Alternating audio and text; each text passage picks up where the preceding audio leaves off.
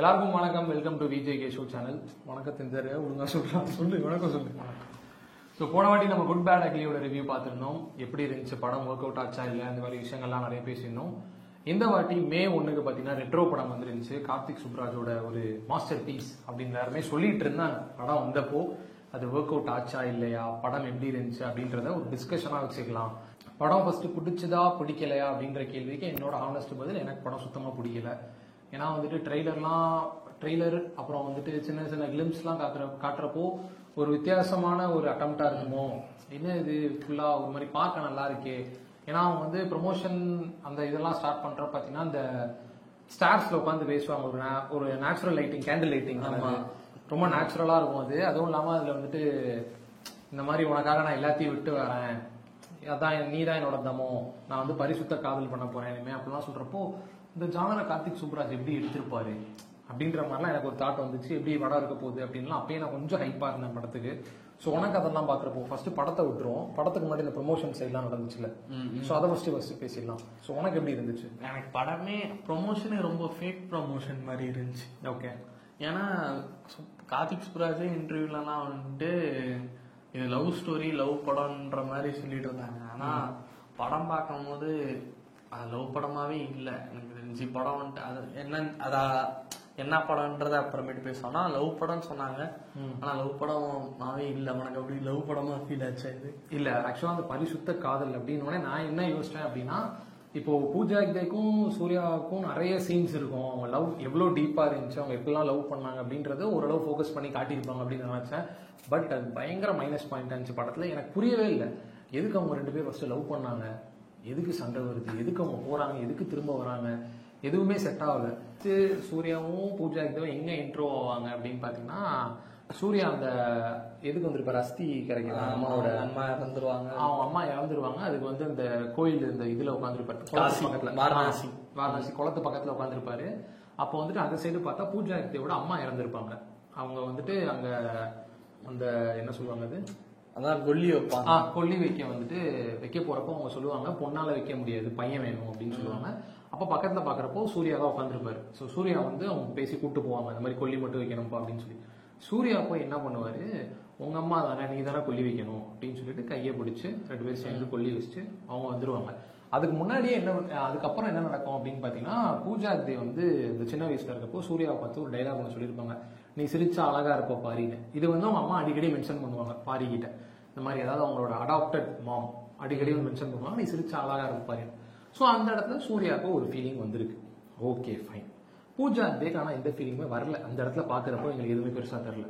So அப்படியே cut பண்ணி அந்த வயிற்று அதான் வரேன். ஸோ அதுக்கடுத்து அந்த வயிற்றுல இருக்க வேலையும் அப்பயே அவங்க பார்த்துருப்பாங்க, பாரி வேல் அப்படின்றத கண்டுபிடிச்சிருப்பாங்க. Okay fine. அதுக்கு அடுத்த சீன்ல பாத்தீங்கன்னா அந்த வெட்டினரி டாக்டரா வந்துட்டு பூஜா ஹெக்டே இருப்பாங்க. தம்பி வந்து சூர்யாவோட தம்பி நாயை கொண்டு போவாப்ல. அங்க ஒரு விஷயம் நடக்கும். அதெல்லாம் ஓகே நடந்துருச்சு, ஓகே ஃபைன். அப்போ வந்து நாய் வந்து சூர்யா மேல சுவிட்சா போயிடும். ஸோ சூர்யா வந்து சட்டையை கழட்டிட்டு இந்த சிம்பிள் தெரியும், அவர் நடந்து போயிடுவாரு. 2 பேரும் கொஞ்சம் தூரத்துல இருந்து பார்த்துப்பாங்க. அந்த வேலை பார்த்தோன்னே அவங்க வந்து இந்த மயிலறக பார்த்தோன்னே ஒழுங்கு கட்டி பிடிச்சிருவாங்க. நான் செதறிட்டேன், என்ன நடக்குது இங்க, எப்படி இது எப்படி ஒரு லவ், எப்படி கனெக்ட் ஆனாங்க, எதுவுமே ஒரு கோரே எதுவுமே ஒரு என்ன சொல்றது கிரிப்பிங்கா எதுவுமே காட்டல. அவங்க லவ் என்ன, எவ்வளவு டீப், எப்படி ஆரம்பிச்சுது, எதனால அவங்க இப்ப வந்து லவ் பண்றாங்க. இதை பார்த்து இந்த நான் வந்துட்டு அதான் சொல்லிட்டு இருந்தேன் அடிக்கடி, நம்மளும் மயில் இறங்கு வரைஞ்சிட்டு ரோட்ல அப்படியே போனா என்ன யாராவது நம்ம லவ் பண்ணிடுவாங்களா, இப்படிலாம் கிடையாதுல்ல. ஸோ அந்த சீனுக்குன்னு ஒரு பர்பஸ் இருக்கணும்ல. ரொம்ப என்ன சொல்றது ரொம்ப வேகா இருந்துச்சு அந்த சீனே, ஒண்ணுமே செட் ஆகல. அந்த செட்டே இல்ல, அது ரொம்ப என்னன்னா நீ சொன்ன மாதிரி சொல்லி முடிச்சிட்டியா. என்னன்னா இந்த படம் முன்னாடியே என்ன சொன்னா, இது அந்த காலத்து படம் டெம்ப்ளேட் மாதிரியான ஒரு படம். ஸோ அந்த மாதிரியான ஒரு இது டெம்ப்ளேட்லான ஒரு படம் இது. ஸோ அந்த இதில் ஃபார்மேட்ல நாங்க ஸ்கிரீன் பிளே ஃபார்மேட்டா 90s ஃபார்மேட்ல வச்சு பண்ணிருக்கோம். அதனால தான் படம் பேர் ரெட்ரோன்னு வச்சுக்காங்க. ரெட்ரோக்கும் படத்துக்கும் சம்பந்தம் கிடையாதுன்னு வச்சுக்காங்க. பட் ஓகே வச்சிருக்காங்கன்னு வச்சுக்கோ. ஆனா அந்த சீன் வந்துட்டு அந்த 90sல இருக்க மாதிரி ஒரு டைம் பார்த்த பொண்ணை நினைச்சிட்டு பல வருஷம் வாழ்ந்துட்டு திடீர்னு கேஷுவலா மீட் பண்ணணும், கோஇன்சிடென்டா மீட் பண்ணணும், லவ்வர்ன்ற மாதிரியான ஒரு சீக்வன்ஸ் தான் இது. பட் ஆனா நம்ம இப்ப நிறைய படங்கள் பார்த்து எவால்வ் ஆயிருக்கோம். இப்போ நீ அந்த மாதிரி ஒரு சீனோ அந்த மாதிரியான ஒரு இதோ தியேட்டர்ல பார்க்கும்போது என்னடா பண்ணிட்டு இருக்கீங்க, என்னடா இது, இதனால லவ் வருமாண்டான்ற மாதிரி இருக்கு. இது ஒரு காரணமா லவ் வர்றதுக்கு அப்படின்ற மாதிரி இருக்கு. ஸோ ஃபர்ஸ்ட் இப்ப என்னன்னா அந்த பையனை மேபி நாம வச்சிருக்கிறதுக்கான வாய்ப்பு நிறைய இருக்கு. ஏன்னா அவங்க அம்மா இறந்தது கொல்லி வைக்கிறதுக்கு அவன் ஹெல்ப் பண்ணிருக்கான். சோ அவன் வயித்துல இந்த மாதிரி ஒரு தழும்பு இருக்கு. அது கண்டிப்பா அந்த பையனை மறந்துருப்பாளான்னு கேட்டா மறந்துருக்க மாட்டான்.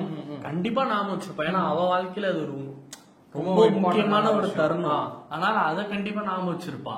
பட் அதுக்காக லவ் அது வந்துட்டு கொஞ்சம் ரொம்ப ஒரு மாதிரி இருந்துச்சு. ஏன்னா ஃபர்ஸ்ட் சொன்னால எனக்கு அந்த சீன் வரும்போதே நான் ரொம்ப டிஸ்கனெக்ட் அதுதான். ஸோ அதை சொன்னால அந்த மாதிரி வந்துட்டு ப்ரொமோஷனே ரொம்ப ஃபேக்கா இருந்துச்சு. ஏன்னா அந்த பரிசுத்த காரணம்னு என்னென்னமோ எதிர்பார்த்து போனோம். நீங்க என்ன எதிர்பார்த்தீங்க எங்கள்கிட்ட கேட்காதீங்க. நாங்க நிறைய எதிர்பார்த்து போனோம். பட் ஆனா லவ் இப்படிதான் ஸ்டார்ட் ஆகுறதுன்னு ஒரு மீட் பாயிண்ட் ஒன்று காட்டுறாங்க தெரியுமா, அங்கேயே வந்து எல்லாமே பிரேக் ஆயிடுச்சு. ஏன்னா அது இவ்வளோ இதுவா இருக்கே இந்த சீன் அப்படின்னு சொல்லிட்டு. ஸோ அது படம் ஸ்டார்ட் ஆகி எனக்கு ஒரு பயங்கர மைனஸ் பாயிண்டா இருந்துச்சு. ப்ரொமோஷன் ஃபேக்குன்ற போது என்னன்னா படம் ப்ரொமோஷன் ஃபேக்குன்னு சொன்னால. ஏன்னா என்னன்னு கேட்டா கார்த்திக் சுப்ராஜ் என்ன சொன்னார்னா இந்த படம் ஆக்ஷன் இருக்கும் எல்லாமே இருக்கும். பட் ஆனா மேஜரா வந்துட்டு இது ஒரு லவ் ஸ்டோரி, என்னோட பாயிண்ட் ஆஃப் வியூயான லவ் ஸ்டோரின்னு சொல்லி தான் ப்ரொமோஷன்லாம் பண்ணிட்டு இருந்தாரு. டீசரும் அதுக்கேற்ற மாதிரி நீ சொன்ன மாதிரி தம்மம் உனக்காகன்ற விஷயம்லாம் வந்துட்டு லவ் இதுவா பேஸ்டா தான் இருந்துச்சு. இன்னொன்னு அந்த டீசர் பார்த்துட்டு எனக்கு ரொம்ப பிடிச்சிருச்சு. அந்த மியூசிக்கும் அந்த தளபதி படத்துல வர மாதிரி உட்காந்து அங்க பேசிட்டு இருக்க இதுவும் எனக்கு ரொம்ப பிடிச்சிருச்சு. ஸோ அந்த மியூசிக்கோட அந்த ஒரு எக்ஸ்பெக்டேஷனா படம் வந்தேன். பார்த்தா படம் சுத்தமா அப்படி இல்லை, வேற என்னென்னமோ நடந்துட்டு இருக்கு. இன்னொன்னு என்ன பிரச்சனை ஆயிடுச்சுன்னா டீசர் பார்க்கும்போது நமக்கு ஒரு எமோஷனும் ஒரு ஃபீல் கிடைச்சதுல. படத்துல பெரிய பிரச்சனையா எனக்கு இருந்துச்சுன்னா எதுக்குமே நம்ம கனெக்ட் ஆகல. கரெக்ட். படம் வந்து எல்லாமே பிளாஸ்டிக்கா இருந்துச்சு. யாருக்கு சூர்யா கேரக்டருக்கு ரூட் பண்ண முடியல, எந்த எமோஷனுமே கனெக்ட் ஆகல. புரியுதா? எந்த எமோஷனுமே கனெக்ட் ஆகல, எல்லாமே பிளாஸ்டிக்கா இருந்துச்சு. அதான் படத்துல பெரிய பிரச்சனையா இருந்துச்சு. ஃபர்ஸ்ட் ஸ்டார்டிங் சீன்ல இருந்தே எனக்கு அந்த அவங்க ரெண்டு பேரும் சேர்றாங்கன்ற சீக்வன்ஸ் இருக்குல்ல, அதுல இருந்தே எனக்கு ரொம்ப டிஸ்கனெக்ட் ஆயிட்டேன். அதுக்கு மேல படத்தோட இதுவே வரல. அதுக்கப்புறம் எனக்கு படத்துல பிடிச்சதுன்னா அந்த சிங்கிள் ஷாட் நல்லா தான் இருந்துச்சு. அது ஒரு மாதிரி வித்தியாசமா இருந்துச்சு. பல விதமான எமோஷன்ஸ் ஃப்ளோ ஆகிட்டு இருந்துச்சு. அதாவது எப்படின்னா கீழே பார்த்தீங்கன்னா ஒரு ஹாப்பியஸ்ட் மூமெண்ட் நடந்துட்டு இருக்கும், மேலே பார்த்தீங்கன்னா அவங்க அப்பா வந்து தங்க கோல்டு ஃபிஷ் அப்படின்றத எங்கடா எடுத்து வச்சிருக்க அப்படின்னு வழக்கம் போல அந்த சீன்லாம் பாக்குறப்ப எனக்கு இந்த மாதிரி தான் இருந்துச்சு. இந்த ஜில்லா படத்துல வந்து மோகன்லாலும் விஜயும் ஒரு இது வச்சுப்பாங்க இன்ட்ராக்ஷன், நான் உனக்காக தான்ப்பா செஞ்சேன், ஏன்னா நீ திரும்ப அதுக்குள்ள போக கூடாதுப்பா, நம்ம சாப்பிடுற அரிசியில நம்ம பேர் இல்லப்பா, இதெல்லாம் சொல்லுவாரு விஜய் இந்த படத்துல. அதாவது அவங்க அப்பாவை திருத்துறதுக்கு இவரோட முயற்சிகள் என்ன, அவர் பண்ற விஷயங்கள்லாம் இவர் வந்து தடுக்கிறது, இதான் பண்ணுவார். அதோட ஸ்டெப்பிங் ஸ்டோனா சூர்யா வந்து ஸ்டார்ட் பண்ணிருப்பாரு. இந்த மாதிரி கோல்டு ஃபிஷ்ன்றதை வந்து எடுத்து ஒழிச்சு வச்சிருவாரு, ஒரு இடத்துல மறைச்சு வச்சிருவாரு. ஸோ அதான் அவங்க அப்பா திரும்ப கேட்பாரு. ஸோ அப்படி ஒரு சீன் மேலே போயிட்டு இருக்கோம், கீழே ஒரு டான்ஸ் ஒரு சாங் போயிட்டு இருக்கோம். அந்த சாங் முன்னே வந்து தியேட்டரில் நல்ல ரெஸ்பான்ஸ், எனக்கு ரொம்ப பிடிச்சிருந்துச்சு. அந்த சிங்கிள் ஷாட் ரொம்ப நல்லாவே இருந்துச்சு, நல்லா கம்பைல் பண்ணியிருந்தாங்க. அதே மாதிரி ஃபைட் சீக்வன்ஸ் உண்மையுமே ரொம்ப புதுசா இருந்துச்சு, நல்லா இருந்துச்சு. பல ஃபைட்ஸ் வந்து புதுசா இருந்துச்சு. அதில் யூஸ் பண்ண பல மூவ்ஸ் எல்லாம் நல்லா இருந்துச்சு, பார்க்க ஒரு மாதிரி வித்தியாசமா இருந்துச்சு. சூர்யா யூஸ்வலா ஃபைட் பண்ணுவார்ல அந்த மாதிரி இல்லை, ரொம்ப வித்தியாசமா இருந்துச்சு.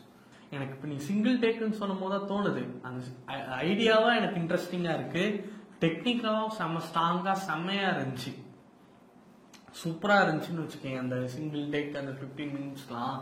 பட் ஆனா அந்த சீன் நான் என்ஜாய் பண்ணி பார்த்தேன்னா உண்மையாவே இல்லைன்னு தான் சொல்லுவேன். ஏன்னா அதுக்கு முன்னாடி அவங்க யாரு, அவங்களுக்குள்ள இருக்கிற என்ன ரிலேஷன்ஷிப்பு, அவனுக்கும் அவங்க அப்பாக்குமான விஷயம்லாம் வந்து ஆல்ரெடி சொல்லியிருக்காங்க. அவங்க அப்பா வந்து அவனை எப்படி பாக்குறாரு, எப்படி யூஸ் பண்ணிக்கிறாரு எல்லாமே ஆல்ரெடி காட்டியிருக்காங்க. இவன் அவங்க அப்பா எப்படி பாக்குறாருலாம் ஆல்ரெடி காட்டியிருக்காங்க. ஆனா வந்து அது பத்துச்சா, அதோட நான் கனெக்ட் ஆயிட்டேனா அப்படின்னு கேட்டா இல்ல. டெக்னிக்கலா எல்லாம் ஸ்ட்ராங்கா இருக்கு. பட் ஆனா அந்த சீன் வந்து அந்த இப்போ வடச்சென்னையில ராஜனை போடுற சீன் அப்போ என்னடா அடுத்து எப்படா போடுவாங்க, இந்த எப்படா அவனை கொள்வாங்கன்ற ஒரு இது இருக்கும்ல, அந்த மாதிரியான ஒரு இம்பாக்டான சீன் தான். சந்தோஷமா இருப்பாங்க, ஆனா எந்த நேரத்துல வெடிக்க போகுது, என்ன ஆக போகுது, அவங்க அப்பா எப்போ வராரு, என்ன பண்ண போறாருன்ற ஒரு சீன் தான். ஆனா அந்த இம்பாக்ட் கிடைச்சுதான்னு கேட்டா இல்ல. ஏன்னா நான் எதையுமே யாரோடையும் கனெக்ட் ஆகல, எந்த எமோஷன் எதுவுமே இல்ல, நான் அப்படியே பிளாட்டா பாத்துட்டு இருக்கேன்.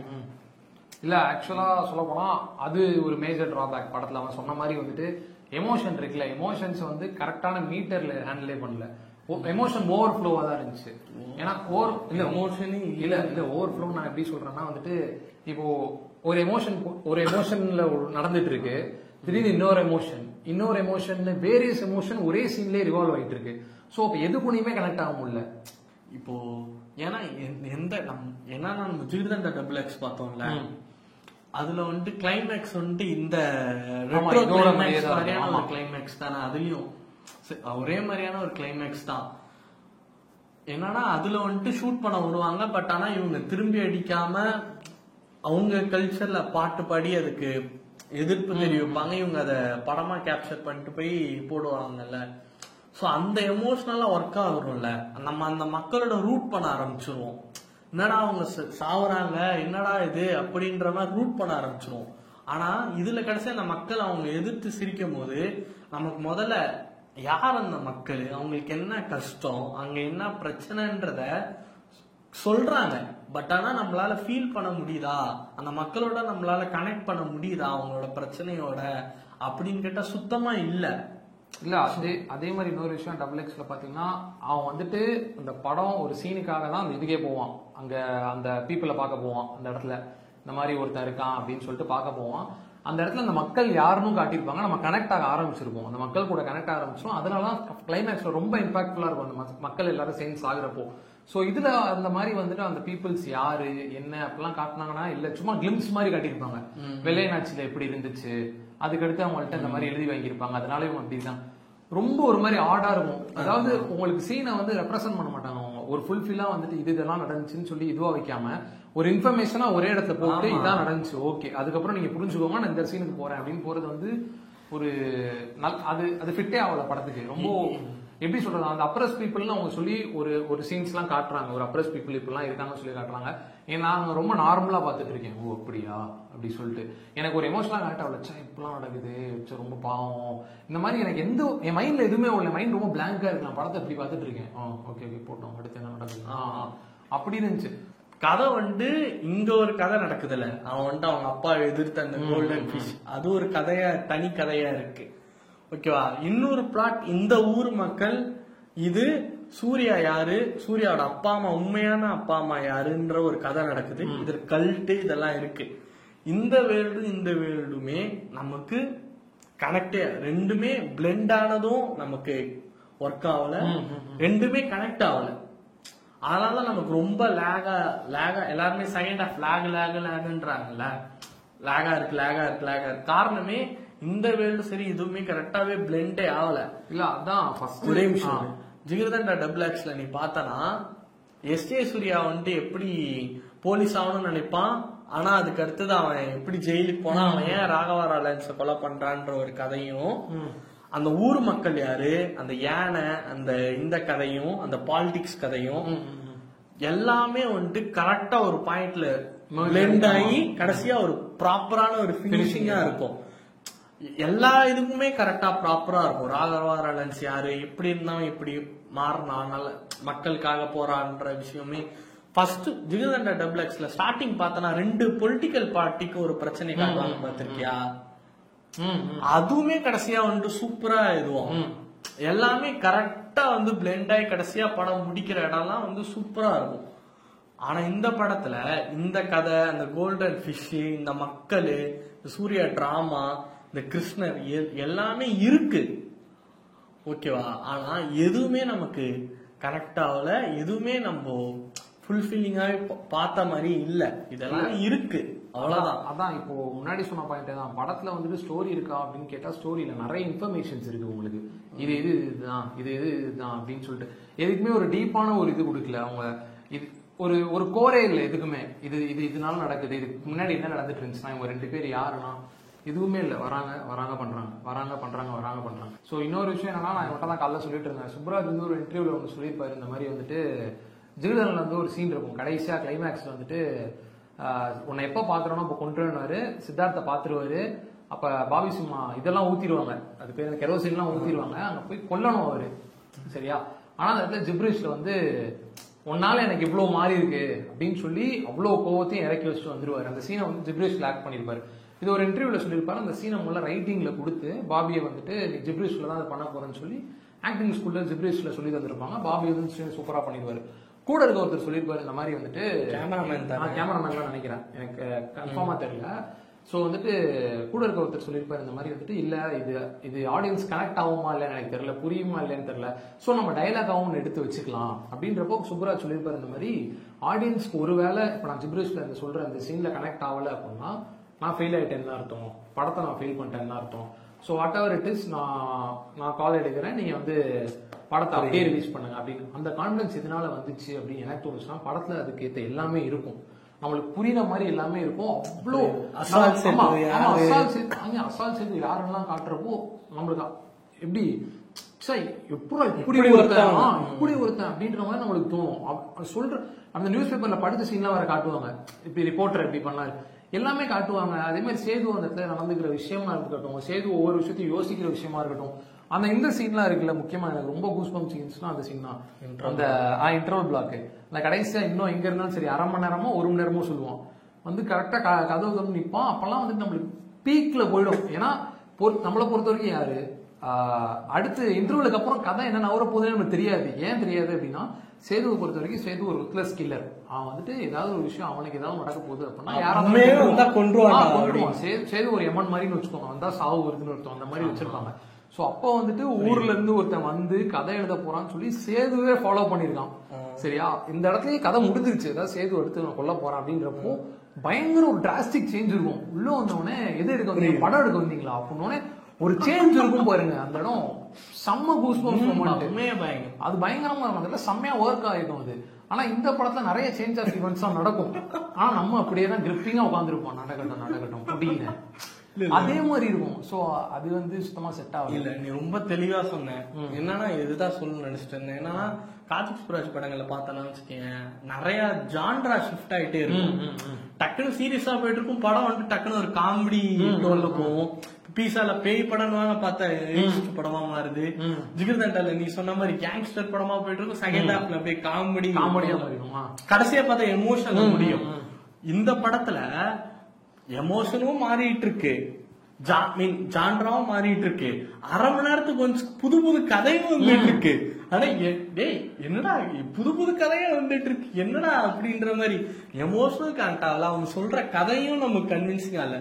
எனக்கு இன்னொன்னு படத்துல நான் படம் ஏன் ஒர்க் ஆகலன்ற இன்னொரு நானும் என் ஃப்ரெண்டு பேசிட்டு இருந்தோம். ஓகேவா, அப்போ வந்துட்டு செகண்ட் ஹாஃப் ஒர்க் ஆகல, என்ன எமோஷன் கனெக்ட் ஒர்க் ஆகல அதெல்லாம் பேசிட்டு இருக்கும் போது வந்துட்டு நான் ஒரு பாயிண்ட் சொன்னேன். என்னன்னா மச்சான் படத்துல மெயின் வந்துட்டு சூர்யாவோட அப்பா இவரு இல்ல, ஓகேவா, அம்மா இவங்க இல்ல, இவனை வந்து தத்து எடுத்துதான் வளர்க்குறாங்க, எல்லாம் ஓகே புரியுதா. இவர் அப்பாவா இவன் நினைக்கிறான் ஆனா அவரு நினைக்கலன்றது நமக்கு தெரிஞ்சிருச்சு. அப்போ உண்மையான அப்பா அம்மா யாரு, ஊர்ல இருக்கவங்க 2 பேருன்னு ரிவீல் பண்றாங்க. அது சூர்யாவோட ரியல் அப்பா அம்மா, அந்த பாரியோட கேரக்டரோட ரியல் அப்பா அம்மா யாருன்ற விஷயம் நமக்கு தெரியுது. அந்த எமோஷன் அந்த மூமெண்டே உனக்கு ஒர்க் ஆச்சா? அப்படியே ஜஸ்ட் லைக் தட் போயிட்டுச்சு. ஓ இவர்தான் அப்பா இவர்தான் அம்மா அப்படியே அழுகுறாங்க. பெரிய கதையிலே அதுதான் பெரிய விஷயம். அவனோட உண்மையான அப்பா அம்மா யாருன்றதுதான் பெரிய விஷயம். அதுவே உனக்கு வந்துட்டு கனெக்ட் ஆகல, ஒரு ஃபீலும் வரல, ஒரு கனெக்ட் ஆகலன்னு உட்கார்ந்துட்டு இருக்கும் போது கோராவே சொல்றேன். அதுக்கு மேல வேற என்ன